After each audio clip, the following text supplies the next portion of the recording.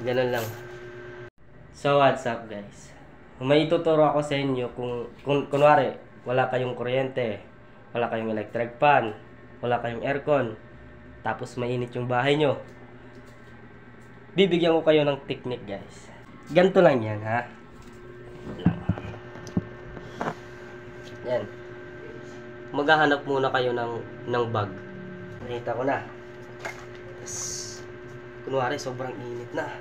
Pawis na kayo.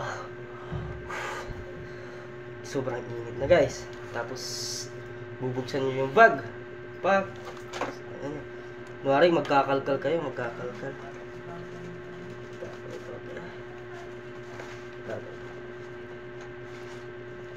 para mawala yung init nyo guys. Ito. Ganun lang. Parang naka-aircon lang kayo guys. Di talaga kayong mainit, ano? Sobra. Lumamig guys. Ang lamig na. Parang naka-aircon na kami guys. Ang sarap sa pakiramdam guys. Sarap.